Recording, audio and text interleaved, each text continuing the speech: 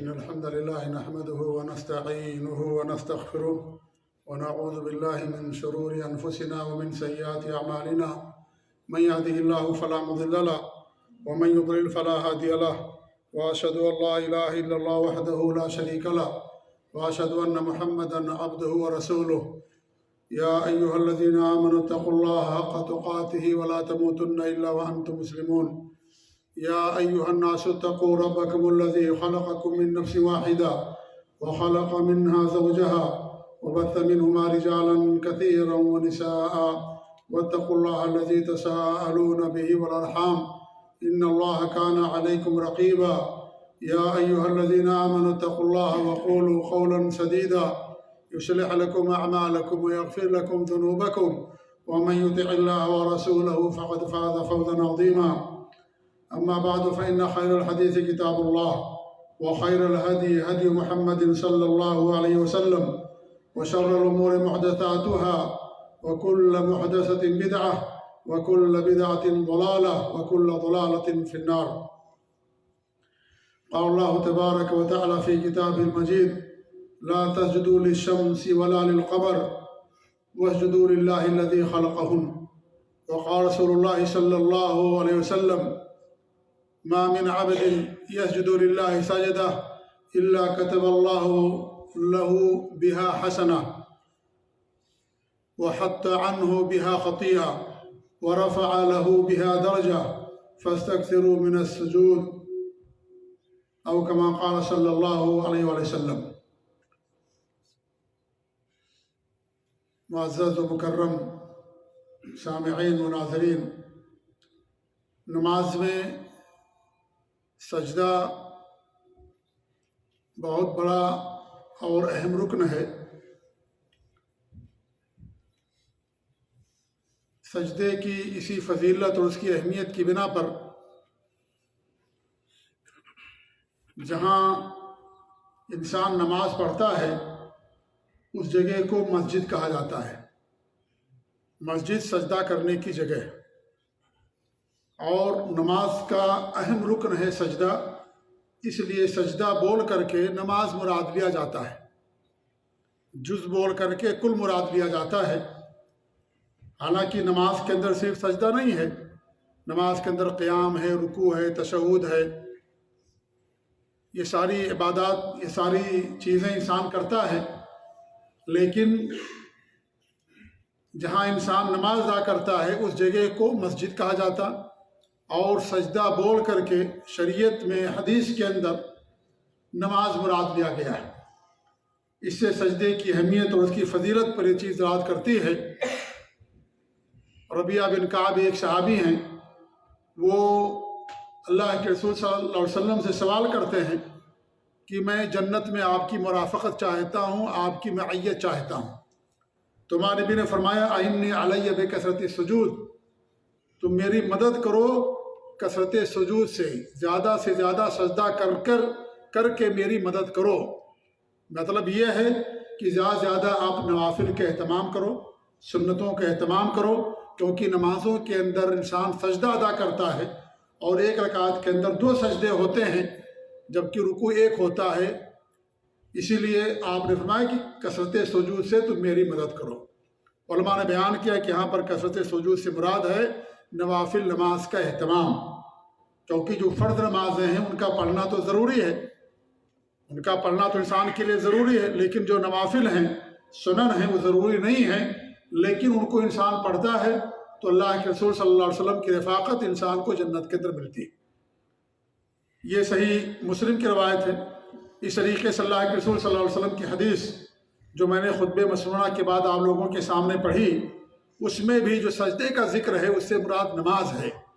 اللہ کے رسول فرماتے ہیں: ما من عبد یسجد للہ سجدہ، جو بندہ بھی اللہ کے لیے سجدہ کرتا ہے، الا کتب اللہ لہ بہا حسنہ، اللہ رب العالمین اس کے لیے نیکی لکھتا ہے، وحط عنہ بہا خطیئہ، اس سجدے یعنی اس نماز کے ذریعے سے اللہ تعالیٰ گناہ کو مٹا دیتا ہے، ورفع لہ بہا درجہ، اور اس سجدے اور اس نماز کے ذریعے سے اللہ تعالیٰ اس کے درجے کو بلند کرتا ہے۔ فاستکثروا من السجود، لہذا کثرت سے سجدہ کیا کرو، یعنی کثرت سے نوافل کا اہتمام کرو۔ تو یہاں سجدہ بول کر کے نماز مراد لیا گیا۔ اس سے سجدے کی اہمیت اور اس کی فضیلت پر یہ چیز دلالت کرتی ہے۔ سجدے کے اندر بندہ اللہ رب العالمین کے سب سے زیادہ قریب بھی ہوتا ہے۔ صحیح بخاری اور صحیح مسلم کی حدیث ہے کہ اللہ کے رسول صلی اللہ علیہ وسلم فرماتے ہیں اقرب ما یکون عبد من ربی وهو ساجد فاکثر الدعاء۔ سب سے زیادہ بندہ اپنے اللہ کے قریب کب ہوتا ہے؟ سجدے کی حالت میں ہوتا ہے، لہذا تم کیا کرو؟ کثرت سے دعا کرو۔ سجدے کے اندر دعائیں قبول ہوتی، انسان اللہ کے زیادہ قریب ہوتا ہے، کیونکہ انسان اپنی پیشانی کو اللہ رب العالمین کے سامنے رکھ دیتا ہے۔ اس لیے سجدے کے اندر انسان اللہ رب العالمین کے بے حد قریب ہوتا ہے۔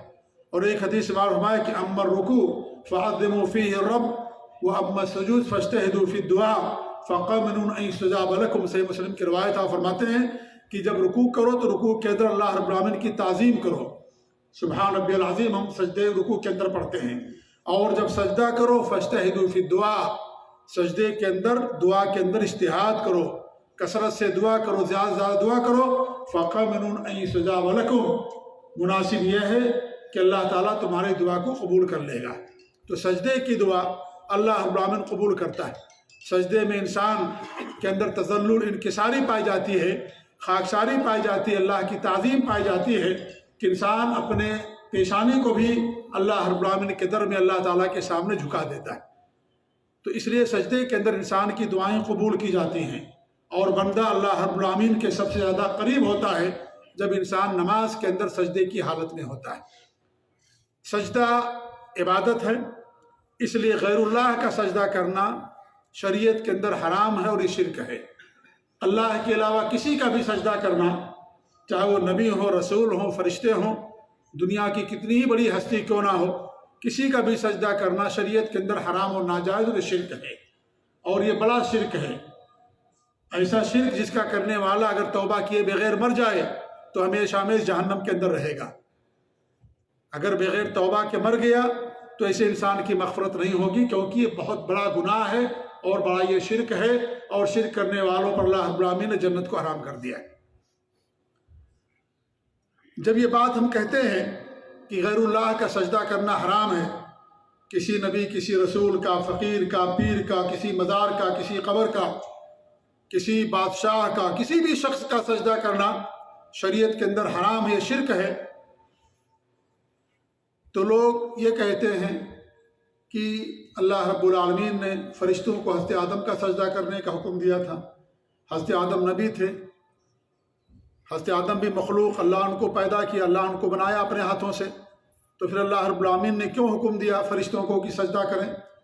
حضرت آدم علیہ السلام کا اسے معلوم ہوتا ہے کہ جو بڑی شخصیتیں ہیں، بڑی ہستیاں ہیں، جو مقرب لوگ ہیں، اللہ کے نیک بندے ہیں، ان کا سجدہ کرنا جائز ہے، اس لیے اللہ رب العالمین نے حضرت آدم علیہ السلام کا سجدہ کرنے کا حکم دیا۔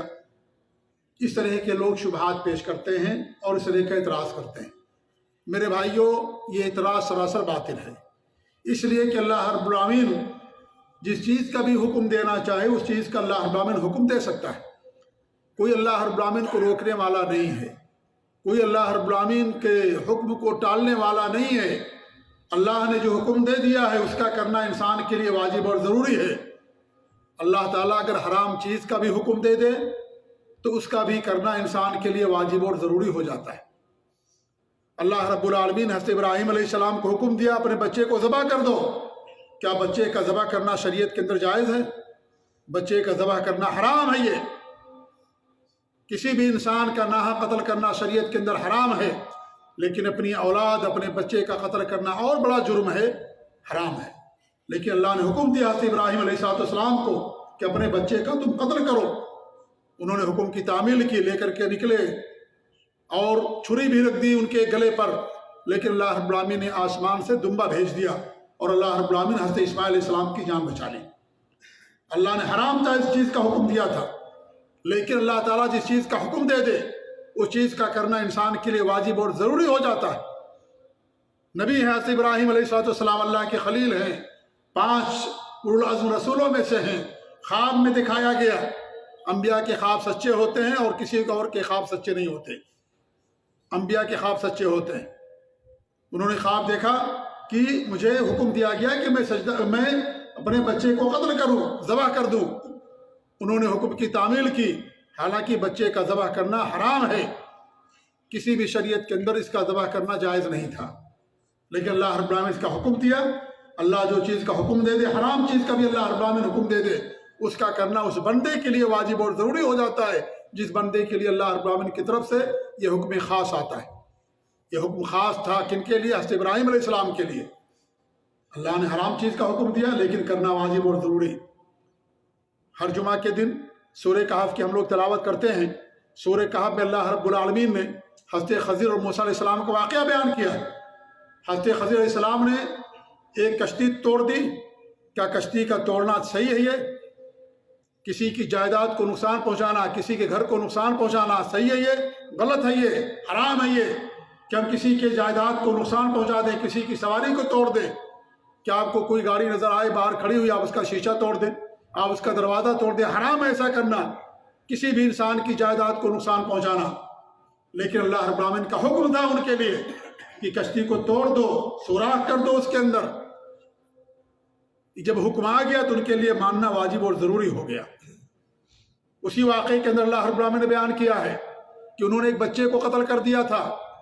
کیا بچے کے قتل کرنا جائز ہے؟ ناجائز اور حرام ہے۔ یہ کسی کا بھی بچہ ہو انسان قتل نہیں کر سکتا، چاہے مسلمان کا بچہ ہو چاہے غیر مسلم کا بچہ ہو، انسان قتل نہیں کر سکتا۔ لیکن اللہ رب العالمین کا حکم آ گیا حضرت خضر علیہ السلام کے لیے، انہوں نے اس کو قتل کر دیا۔ حرام چیز کا حکم دیا اللہ رب العالمین نے۔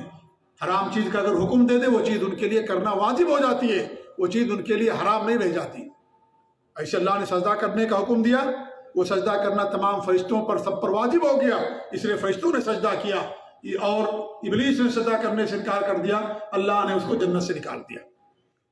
اس طریقے سے آپ دیکھیے بنو اسرائیل کا واقعہ اللہ رب العالمین نے بیان کیا ہے کہ حضرت موسیٰ علیہ السلام جب بنو اسرائیل کو لے کر کے نکلے تو انہوں نے بچڑے کی پرستش کرنا شروع کر دیا، تو اللہ رب العالمین کو توبہ کرنے کا حکم دیا۔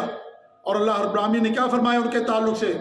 اللہ کہتا ہے وَإِذْ قَالَ مُوسَىٰ لِقَوْمِهِ، جب موسیٰ علیہ السلام نے اپنی قوم سے کہا یا قوم انکم ظلمتم انفسکم باتخاذکم العجل، اے میری قوم کے لوگو تم نے اپنے اوپر ظلم کیا ہے بچڑے کی پوجا کر کے، فتوبوا الی باریکم، اپنے رب کے پاس جاؤ، توبہ کرو، اپنے رب کی طرف لوٹ کر کے آؤ، توبہ کرو، فقتلوا انفسکم، اپنے آپ کو قتل کرو، ذالکم خیر لکم عند باریکم، تمہارے رب کے پاس تمہارے لیے ہی بہتر ہے۔ ان کو قتل کرنے کا کہ ایک دوسرے کو قتل کر دیں، یہی توبہ تھی ان کی، بنو اسرائیل کی، جنہوں نے بچڑے کی پوجا کی تھی۔ اللہ رب العالمین کو حکم دیا کہ تم ایک دوسرے کو قتل کر دو۔ مورخین نے یا مفسرین نے بیان کیا ہے کہ باقاعدہ دو صف لگائی گئی، ایک آگے سب ایک پیچھے سب، یہ ان کو قتل کرتے تھے وہ ان کو قتل کرتے تھے، اس طریقے کا معاملہ ہوا۔ بعض مفسرین نے بیان کیا کہ جن لوگوں نے بچڑے کی پوجا کی تھی ان کو ایک سب کے اندر کھڑا کر دیا گیا، اور جنہوں نے پوجا نہیں کی تھی انہوں نے ان کو قتل کر دیا۔ قتل کرنے کا اللہ رب العالمین نے حکم دیا، حالانکہ کسی کا قتل کرنا حرام ہے، یہ ناجائز ہے۔ ان کی شریعت میں سختی تھی، توبہ کا ان کے ہاں یہی صورت تھی ان کے ہاں توبہ کرنے کی، تو اللہ رب العالمین کو ایک دوسرے کو قتل کرنے کا حکم دیا، حالانکہ یہ چیز حرام، لیکن اللہ تعالیٰ کا حکم آ گیا، اس کا کرنا واجب اور ضروری، لہذا اللہ رب العالمین کے کسی حکم کو کوئی انکار نہیں کر سکتا۔ یہ اللہ رب العالمین خاص حکم تھا فرشتوں کے لیے، اور ابلیس کے لیے بھی۔ فرشتوں نے سجدہ کیا، ابلیس نے سجدہ کرنے سے انکار کر دیا، اللہ نے اس کو ہمیشہ کے لیے جہنمی قرار دے دیا اور جنت سے نکال دیا۔ لہذا اللہ رب العالمین کو ہر چیز کا اختیار ہے کہ اللہ تعالیٰ جس چیز کا حکم دینا چاہے اس کا حکم دے سکتا ہے۔ اللہ رب العالمین جو حلال چیز ہے اگر وہ کسی کے اوپر حرام کر دے تو چیز انسان کے اوپر حرام ہو جاتی ہے، کوئی اللہ کے فیصلے کو روکنے والا نہیں ہے۔ یہ اعتراض کر کے کہ بھئی اللہ تعالیٰ نے حکم دیا تو لہذا ہم بھی سجدہ کریں گے، نعوذ باللہ۔ حضرت معاذ بن جبل آئے تھے ہمارے نبی کے پاس یمن سے، اور ہمارے نبی کا سجدہ کرنے لگے، ہمارے نبی ان کو منع کیا، کہا کہ ہم نے دیکھا یمن کے اندر کے لوگ بڑوں بڑوں کا سجدہ کرتے ہیں، لہذا آپ تو ان سب سے بڑے ہیں جن جن کا لوگ سجدہ کرتے ہیں، آپ کا بڑا اونچا مقام مرتبہ، لہذا ہم آپ کا سجدہ کریں گے۔ سجدہ کرنا چاہا معاذ بن جبل رضی اللہ تعالیٰ عنہ نے، ہمارے نبی صلی اللہ علیہ وسلم کو منع کر دیا، کہا کہ کسی بھی انسان کا اللہ کے علاوہ کسی کی کا بھی سجدہ کرنا شریعت کے اندر حرام اور ناجائز ہے، اور اگر میں حکم دیتا سجدہ کرنے کا تو عورتوں کو حکم دیتا کہ اپنے شوہروں کا سجدہ کریں۔ جبکہ شریعت میں کسی کا سجدہ جائز نہیں، حرام ہے سجدہ کرنا، اس لیے ہمارے نبی صلی اللہ علیہ وسلم کو منع کر دیا۔ کتنی واضح اور صاف روایتیں ہیں نبی صلی اللہ علیہ وسلم کی، لیکن ان تمام روایتوں کو پشے پوش چھوڑ کر کے لوگ عقیدت کے نام پر، محبت کے نام پر شرک کا ارتکاب کرتے ہیں۔ تو اللہ رب العالمین کو ہر چیز کا اختیار ہے۔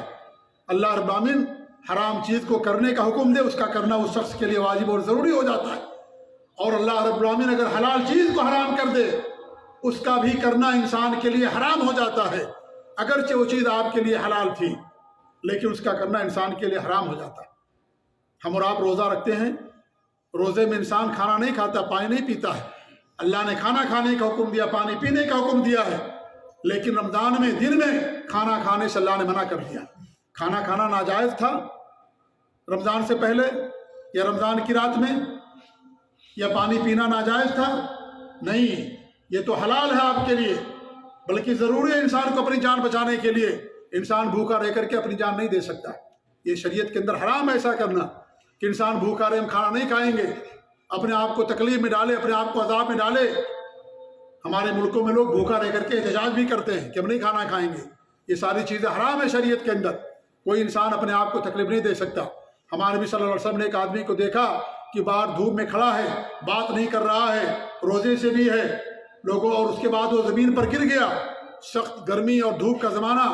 صحابہ کرام اس کے پاس گئے، پوچھا کیا ماجرا کا، اس نے نظر مانی ہے کہ دھوپ میں کھڑا رہے گا، دھوپ میں کھڑا رہے گا، سایہ نہیں لے گا۔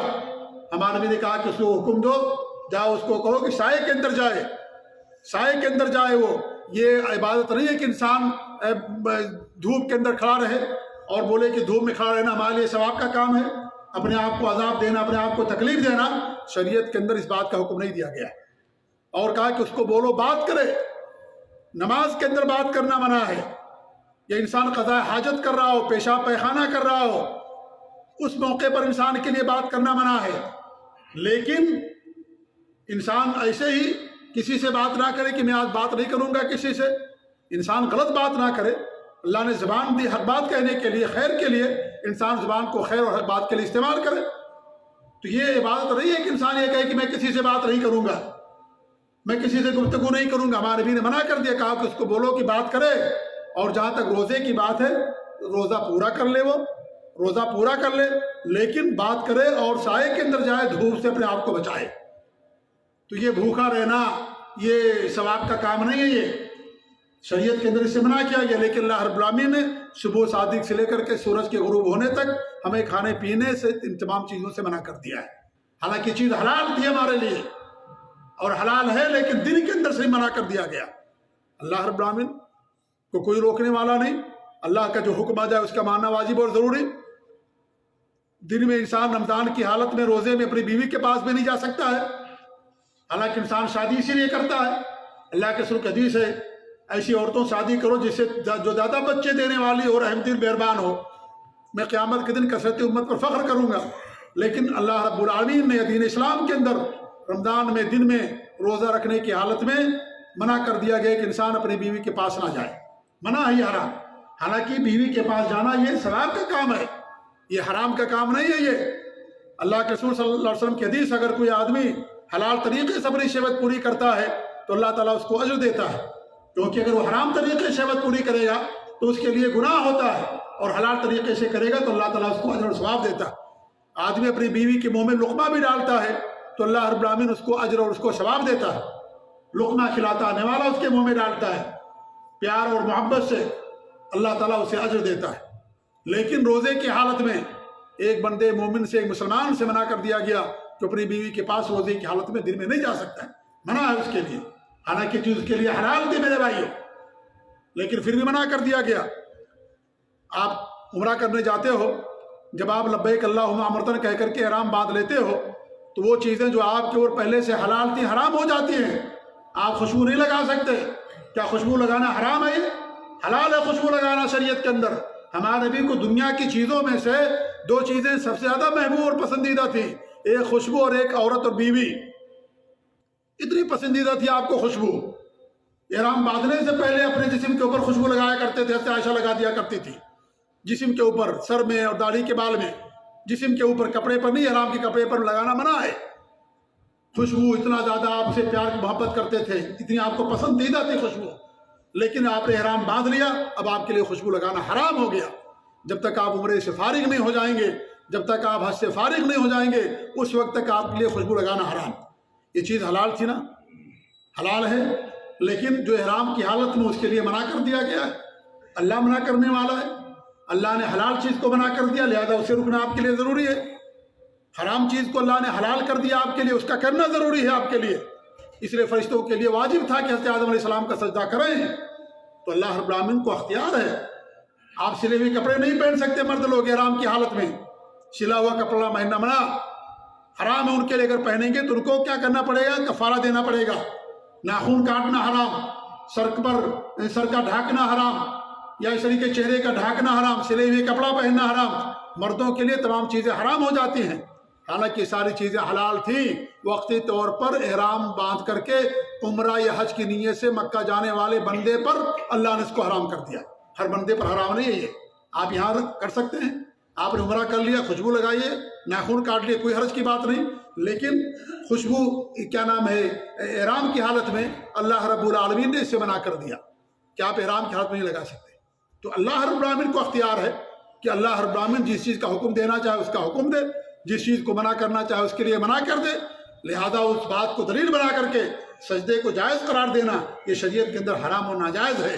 کوئی بھی قبر پرست جو قبر کا پجاری ہو یا اس طریقے سے مدار پرست ہو، غیر اللہ کا سجدہ کرنے والا، پیر اور فقیر کا سجدہ کرنے والا، اگر آپ کے سامنے اس چیز کی دلیل دے تو آپ اس کے سامنے بتائیے کہ ساری چیزیں اللہ رب العالمین کے حکم سے ہوتی ہیں۔ اللہ رب العالمین جس چیز کا حکم دے دے اس کا کرنا انسان کے لیے واجب اور ضروری ہو جاتا ہے۔ ایک اور بات بتاؤں آپ لوگوں کو، قیامت کے دن اللہ رب العالمین ان لوگوں کی آزمائش کرے گا جن لوگوں تک اسلام کی دعوت نہیں پہنچی تھی، یا جو گونگے اور بہرے، مجنون اور پاگل تھے، اللہ تعالیٰ قیامت کے دن ان کی آزمائش کرے گا۔ جن کو اسلام کی دعوت نہیں پہنچی، کسی ایسے علاقے میں ہے کہ اسلام کی دعوت نہیں پہنچی، اللہ رب العالمین کسی پر ظلم کرنے والا نہیں ہے، اللہ عدل و انصاف والا ہے، یا اس طریقے سے مجنون اور پاگل، اللہ تعالیٰ ان کی بھی آزمائش کرے گا قیامت کے دن۔ آزمائش کرنے کے بعد ان کو جہنم کے اندر یا جنت کے اندر ڈالا جائے گا۔ جانتے آزمائش کس بات سے ہوگی؟ اللہ رب العالمین حکم دے گا آگے کے اندر کود جاؤ، آگے کے اندر سے کود جاؤ۔ جو کود جائیں گے اللہ تعالیٰ ان کو جنت میں داخل کر دے گا، وہ اللہ تعالیٰ اسے جنت کا باغ بنا دے گا۔ اور جو کہیں گے نہیں ہم کیوں آگ میں کودیں، آگ میں کودیں گے جل جائیں گے، آگ میں ہم نہیں کود سکتے، آگ جلاتی ہے، ہم مر جائیں گے، جل جائیں گے آگ میں، اللہ تعالیٰ کہے گا تمہارے پاس میری دعوت پہنچتی اسلام کی، تم بھی یہی کہتے، انکار کرتے، اپنی بات میری بات کو نہیں مانتے، اللہ تعالیٰ پھر کو جہنم میں داخل کر دے گا۔ اللہ تعالیٰ آزمائش کرے گا آگ میں ڈال کر کے، آگ میں ڈالنا حرام ہے، یہ اپنے آپ کو ہلاکت میں ڈالنا حرام ہے شریعت کے اندر، کہ انسان آگ کے اندر کود جائے، انسان جو ہے ندی نالے کے اندر، سمندر کے اندر کود جائے، اس کو تیرنا نہیں آتا، پہاڑ کی چوٹی زمین پر کود جائے، چھت سے اوپر نیچے کود جائے نیچے اور جان دے دے، خودکشی ہے شریعت کے اندر حرام و ناجائز ہے۔ لیکن اللہ رب العالمین اسی حرام چیز کے ذریعے سے لوگوں کا امتحان لے گا۔ اللہ رب العالمین کو اختیار ہے، اللہ رب العالمین کوئی کچھ کرنے والا نہیں ہے، اللہ رب العالمین کے حکم کو کوئی ٹالنے والا، کوئی روکنے والا، اعتراض کرنے والا کوئی نہیں۔ اگر کوئی کرتا ہے تو میرے بھائیوں وہ اپنے ایمان کی خیر منائے۔ اس لیے یہ اللہ رب العالمین کا اختیار، اللہ جس کا حکم دینا چاہے اس کا حکم دے سکتا ہے۔ اس لیے اس کو دلیل بنا کر کے ہم یہ کہیں غیر اللہ کا سجدہ کرنا شریعت کے اندر پہلے جائز تھا اور کرتے تھے تو ہم بھی کریں گے، میرے بھائی شرک ہے، کیونکہ دین اسلام کے اندر اس کو منع کر دیا گیا ہے اور حرام ہے ایسا کرنا۔ آج دیکھیے لوگ پیروں کا، فقیروں کا اور نہ جانے کن کے لوگ سجدہ کرتے ہیں، زندوں کا، مردوں کا لوگ سجدہ کرتے ہیں، یہ کھلا ہوا شرک ہے میرے بھائیوں۔ اسی شرک کو منع کرنے کے لیے اللہ کے رسول صلی اللہ علیہ وسلم دنیا کے اندر بھیجے گئے تھے۔ زمانہ جاہلیت کے اندر بھی لوگ غیر اللہ کا سجدہ کرتے تھے، مزاروں پر جاتے تھے، قبروں پر جاتے تھے، وہاں جا کر باقاعدہ طواف کرتے تھے، وہاں جانور پیش کرتے تھے، وہاں ذبح کرتے تھے جانوروں کو، وہاں جا کر کے سجدے کیا کرتے تھے۔ جو عبادات اللہ تعالیٰ کے لیے، ان عبادات کو غیر اللہ کے لیے کیا کرتے تھے، یا غیر اللہ کے ساتھ اللہ کے لیے بھی کرتے تھے، غیر اللہ کے لیے بھی کرتے تھے۔ آج کا وہی مسلمان کا حال ہے، اللہ کے لیے بھی سجدہ کرتا ہے نماز میں اور غیر اللہ کے لیے بھی سجدہ کرتا ہے۔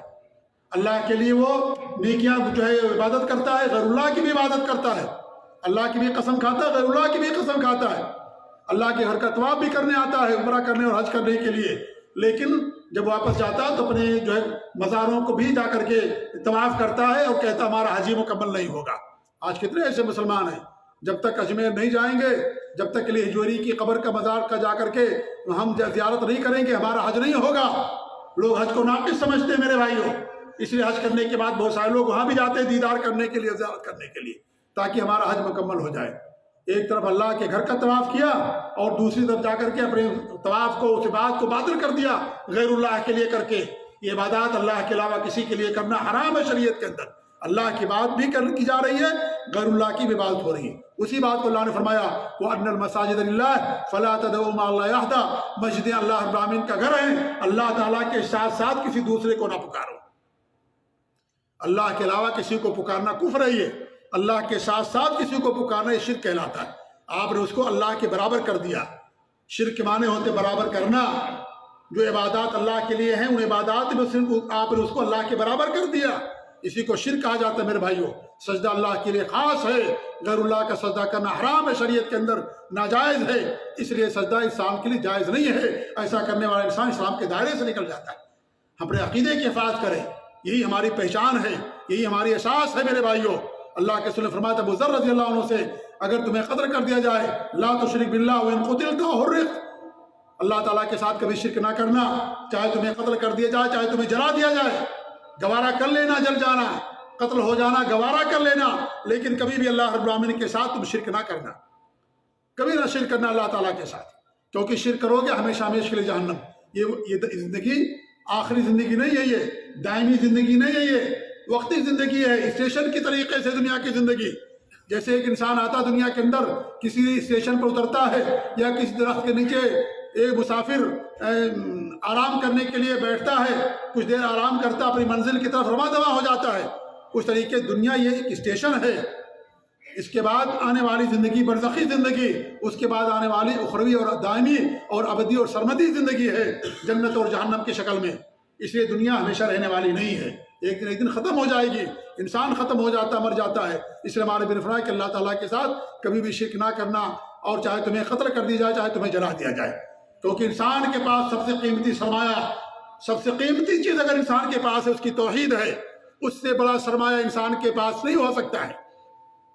دنیا کی ساری دولت انسان لگا دے گا قیامت کے دن تو بھی جنت کا حقدار نہیں بنے گا اگر اس نے اللہ رب العالمین کے ساتھ شرک کیا۔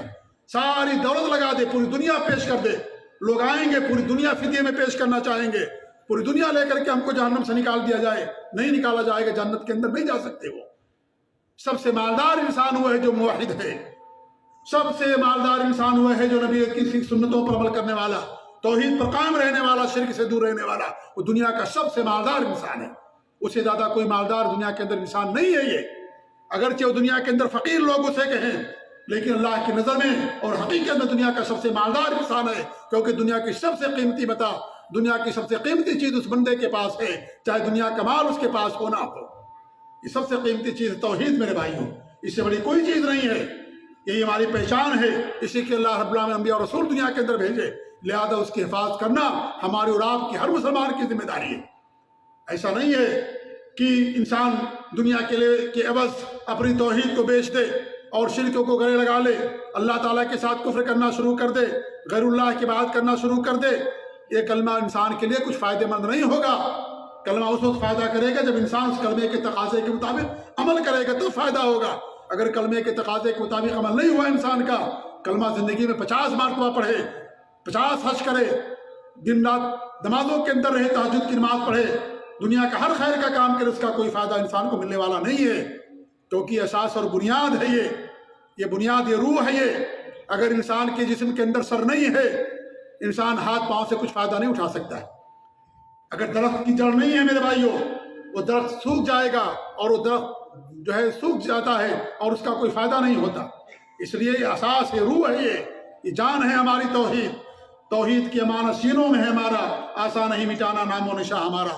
یہ سب سے عظیم سرمایہ، سب سے قیمتی دولت جو اللہ رب العالمین نے ہم اور آپ کو دی ہے، توحید کی دولت ہے، شرک نہ کرنے کی دولت ہے، لہذا اس کی حفاظت کرنا بھی ہمارے اوپر سب سے عظیم ذمہ داری ہے کہ ہم ان کی حفاظت کریں۔ تو غیر اللہ کا سجدہ کرنا شریعت کے اندر حرام اور ناجائز ہے۔ ایک سجدہ ایسا ہے جو بدعت ہے، جو بدعت ہے ایک سجدہ کرنا۔ ہمارے بہت سارے لوگ نماز پڑھ لیتے ہیں، نماز پڑھنے کے بعد ایک سجدہ کرتے ہیں، کچھ دیر سجدہ کریں گے، اس کے بعد چلتے چلے جائیں گے۔ یہ سجدہ کرنا بدعت ہے، جائز نہیں ایسا سجدہ کرنا، ایسا سجدہ کرنا جائز نہیں ہے۔ اگر آپ نماز کے اندر کچھ بھول گئے ہیں، واجب چھوڑ دیے ہیں، تو سجدے سہو کرنا واجب ہوتا ہے۔ نماز کا سجدہ یہ رکن ہے، سجدے سہو واجب ہے۔ نماز میں آپ بھول گئے، سجدے سہو کرنا پڑتا ہے۔ قرآن کی تلاوت کرتے ہیں، سجدہ آ جاتا ہے، یہ مسنون اور مستحب ہے۔ سجدے شکر ہے، آپ کو کوئی نعمت ملی، آپ نے شکرانے کے طور پر سجدہ کر لیا، یہ مسنون اور مستحب ہے آپ کے لیے۔